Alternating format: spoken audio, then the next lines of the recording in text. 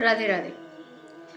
आज पूर्णिमा है और आज से पितृपक्ष का प्रारंभ हो रहा है। अच्छा, पितृपक्ष में करने वाली कुछ ऐसी भी चीज़ें होती हैं जो लोगों को पता ही नहीं है एक्चुअली। पितृपक्ष का उल्लेख हमारे धर्म ग्रंथों में भी है।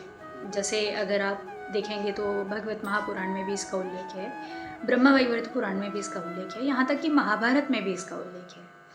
और इससे जुड़ी एक बहुत ही इंटरेस्टिंग कहानी मुझे याद आ रही है। सबसे पहले पितृकृत्य किसने किया और कहाँ और कैसे किया, ये मैं आपको बताऊंगी। तो सबसे पहले भगवान श्री कृष्ण ने पितृकृत्य किया। कैसे किया?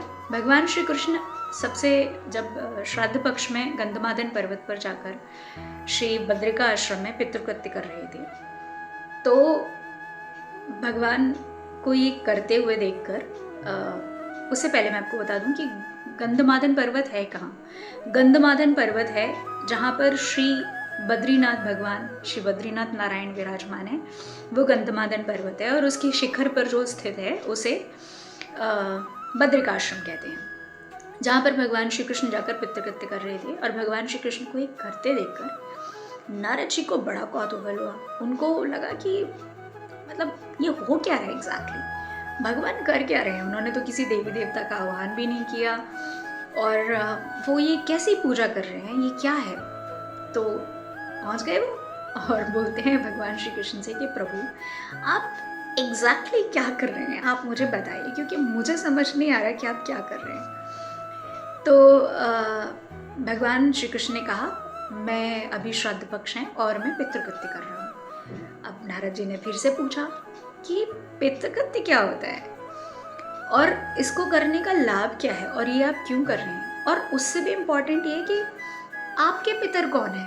आप तो स्वयं नारायण हैं, आप तो स्वयं स्वयंभू हैं, सब कुछ हैं, आप ही तो इस प्रकृति के रचयिता हैं, तो फिर आपके भी कोई पितर हो सकते हैं क्या। भगवान श्री कृष्ण ने उन्हें समझाया कि नारद जी, चूंकि सृष्टि का प्रारंभ मुझसे हुआ है, चूंकि मैं सृष्टि का रचयिता हूँ, but I am also the part of this सृष्टि।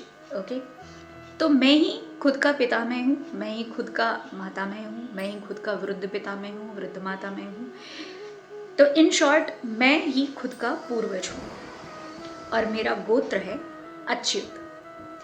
और मैं ये कर रहा हूँ क्योंकि ये गृहस्थ जीवन में करने योग्य सबसे महत्वपूर्ण चीज़ होती है, क्योंकि इससे आपका ये जीवन, ये लोक और परलोक दोनों ही निश्चित रूप से सुरक्षित हो जाते हैं।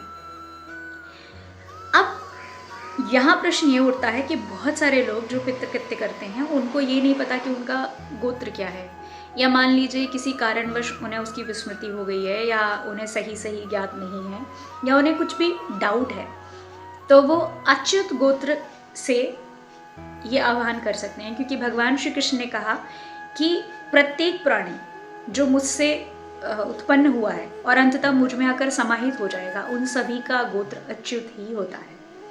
तो जो भी लोग जिन्हें अपने गोत्र की विस्मृति हो गई है, वे अच्युत गोत्र से पितृकृत्य कर सकते हैं और अपने पूर्वजों को तर्पण, पिंडदान और श्राद्ध कर्म कर सकते हैं। और अगर ये वीडियो पसंद आए, ये जानकारी आपको अच्छी लगी हो, तो मुझे लाइक कीजिए, शेयर कीजिए, एंड प्लीज़ आप मुझे कुछ भी ऐसा जो आपको जानना हो वो पूछ सकते हैं। मैं प्रयास करूँगी कि मैं आपकी जो भी क्वेरीज हैं उनको अच्छे से बता पाऊँ। Thank you so very much. Radhe Radhe.